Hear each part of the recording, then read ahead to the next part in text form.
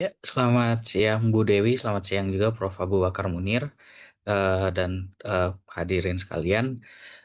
Tadi kita udah mendengarkan pertama dari Prof. Abu Bakar dari segi akademis dan yang dijabarkan juga oleh Bapak Frederick, yang aku rasa sangat teknis secara legal. Nah, aku ingin membawakan awareness juga mengenai satu hal yang aku rasa sangat penting untuk eh, waktu-waktu ini ya, karena kebetulan banyak klienku dan banyak secara praktek itu sedang membicarakan hal ini. Hal ini adalah agentic AI. Nah, agentic AI ini dalam pembahasan ini aku akan memfokuskan pada bagian data privacy-nya, apa namanya, inti dari perancangan produknya dan strategi-strategi untuk kita nge-scale up compliance ini. Boleh next, Bu? Oke, Agentic AI ini ada penjelasan singkat. Agentic AI adalah bentuk kecerdasan buatan yang tidak hanya menjalankan perintah, tetapi juga memiliki kemampuan untuk bertindak secara otonom. Nah, otonom ini sendiri bukan hanya otomatis, tapi dia bisa menggunakan logikanya sendiri yang tentunya dulunya diajarkan, seperti yang di bawah, berbeda dengan AI tradisional yang bersifat reaktif. Agentic ini bersifat proaktif dengan tiga karakteristik, yaitu goal oriented, berorientasi dengan tujuan, bisa beradaptasi dengan konteks baru, dan mengambil tindakan atas inisiatif sendiri. Nah, dari perspektif keamanan informasi dalam pelindungan data pribadi sendiri, kita bisa melihat bahwa agentic AI ini menimbulkan banyak tantangan baru kalau untuk dari segi cyber security. Malah menurut laporan European Union Agency for Cyber Security, dengan adanya agentic AI dengan otonom tinggi ini, malah banyak risk baru seperti model poisoning atau prompt injection yang bisa dilakukan oleh adversary ke dalam model-model agentic AI ini sendiri. Nah, lalu melihat kepada situasi hukum Indonesia yang sampai sekarang belum mendapatkan penunjukan kelembagaan dalam pelindungan data pribadi, kita melihat bahwa segi hukum kita masih bersifat reaktif, dan timbullah pertanyaan-pertanyaan seperti siapa yang bertanggung jawab kalau agentic AI ini berdasarkan sifat otonomnya melakukan tindakan-tindakan yang merugikan subjek data.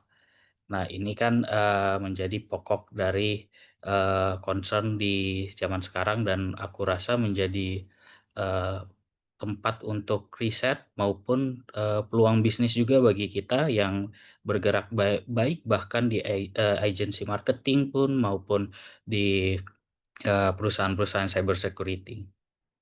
Nextnya, Bu.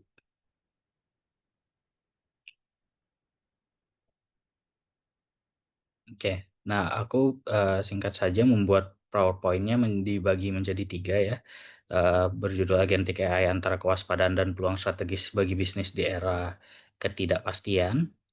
Nah, pertama, yang paling penting adalah karena kita memang sebenarnya belum terfokuskan secara eksplisit, agentic AI ini masih baru, eee, padahal sedangkan di luar pun sudah ada 2 topik baru ya, antara agentic AI dan quantum computing, tapi untuk sekarang kita fokus kepada agentic AI. Nah, regulatory foresight sebagai diferensiasi pasar.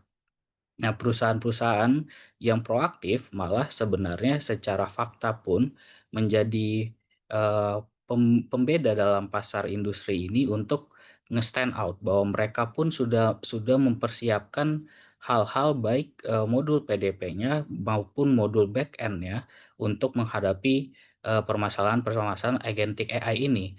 Di mana agentic AI ini sangat-sangat, yang seperti saya bilang tadi, banyak resiko-resikonya baik secara teknis maupun secara hukum. Sehingga kalau hadirin sekalian juga sudah meningkatkan awareness-nya kepada bagian ini, akan juga membuat nilai jual yang cukup bagus. Nah, lalu ada juga mengenai AI compliance sebagai nilai tambah produk. Nah, AI compliance ini sebenarnya kalau kita melihat dengan regulatory framework dari EU AI Legal Framework, itu kita ada 2 prinsip yaitu privacy by design dan human in the loop. Nah, apa sih itu, privacy by design? Nah, privacy by design itu pada dasarnya adalah, perusahaan-perusahaan maupun developer-developer AI itu sudah harus, eee, sudah harus, memikirkan perlindungan itu dari awal. Jadi bukan reaktif lagi tapi proaktif. Jatuh kepada sifat utama dari agentik, yaitu, mereka berubah menjadi proaktif. Sehingga dari perusahaannya sendiri harus menjadi proaktif, makanya itu prinsip dari privacy by design. Nah, hal ini mungkin di Indonesia secara hukum belum secara teknis kita kencangkan. Nah, mungkin bisa menjadi, aku sendiri menjadi titik untuk, pembuatan jurnal untuk, rekomendasi, dan ini awareness yang perlu aku bagikan di sini, dan human in the loop. Nah, human in the loop ini, pada intinya adalah, dalam pembentukan, keputusan dari AI dulu yang reaktif, itu dilibatkan juga back end developer dan front end developer untuk, menganalisa, mengajarkan, bahkan mengajarkan LLM dan mengajarkan hal-hal kepada, mesin AI-nya. Nah, namun, sekarang udah mulai shifting kepada agentic AI yang saya bilang tadi, itu kan sudah bersifat otonom. Lalu bagaimana kalau bersifat otonom? Artinya kan kita sudah, tidak, apakah tidak ada human lagi in the loop? Oh, tentu tidak, malah human in the loop ini sudah bergeser sekarang. Dulu kita teknis mengajarkan, sekarang human in the loop ini bagian pengawasan, observer dan oversee. Itulah tujuan utama human in the loop di era agentic AI. Nah, hal ini berarti, peluang besar dong bagi kita bila mana kita mau, eee, berkarir di perlindungan data pribadi. Karena sekarang pun bahkan di Indonesia, karena kan, faktanya Indonesia juga sering bekerja sama dengan, kalau klien-klienku bekerja sama dengan, perusahaan-perusahaan di Singapura maupun di, Dubai. Itu mereka harus menggunakan, eee, produk AI-nya itu human in the loop-nya sudah masuk kepada oversee. Jadi pelindungan data pribadi itu harus ada DPO-nya untuk semua perusahaan-perusahaan yang, mau mengurus data secara internasional, dan DPO ini sekarang sudah makin aktif kalau di, startup-startup. Karena dia bukan hanya tunggu menerima laporan, tapi dia juga memastikan bahwa kinerja-kinerja AI ini berjalan dan hak-hak subjek data tuh tetap, terlindungi. Nah, lalu yang ketiga itu, kepatuhan sebagai aset strategis bagi mitra global. Nah, karena di Indonesia sendiri seperti yang kita tahu belum ada, lembaga yang ditunjuk oleh presiden, maka kita untuk mengikuti prinsip-prinsip, aku menyarankan tetap mengikuti ISO dan juga tetap juga membaca tentang EU GDPR maupun, GDPR dari negara yang kita tuju untuk, pelaksanaan kerjasama. Next-nya.